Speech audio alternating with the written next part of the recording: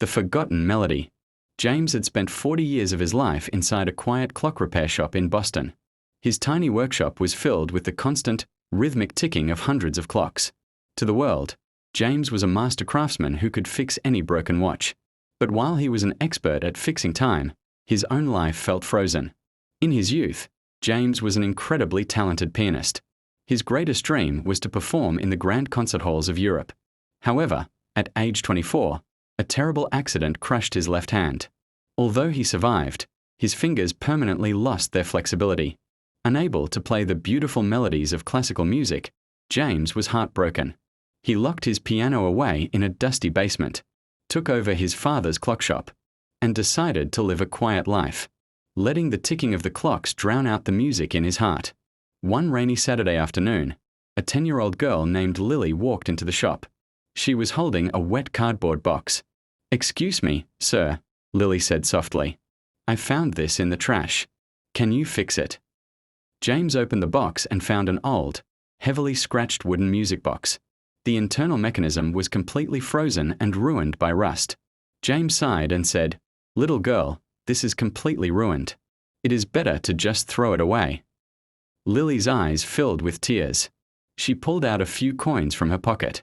"My grandfather had a music box just like this before he passed away," she whispered. "Whenever I feel lonely in this big city, I remember his song. I saved my lunch money for 2 weeks. Please, sir, can you try?"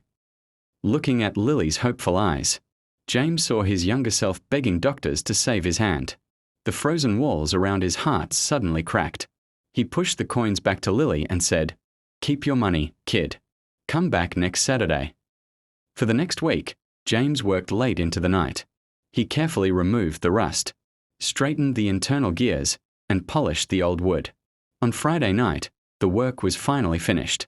James turned the silver key and opened the lid. A crystal clear, beautiful melody filled the quiet workshop. James froze. It was a famous piece by Beethoven, the exact song he used to play when he was a boy. As the sweet notes echoed, 40 years of hidden sorrow washed over him, and tears streamed down his face. He realized the music inside him had never truly died. The next morning, Lily rushed into the shop. James placed the restored music box in front of her. Lily gasped with pure joy as the beautiful melody began to play. "Thank you, Mr. James." She shouted happily, "You are a magician."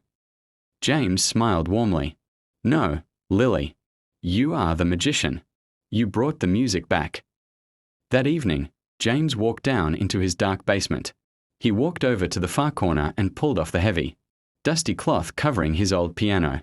With a trembling right hand and a stiff, scarred left hand, James took a deep breath and pressed the first note. He knew he could never play perfectly again, but he didn't care.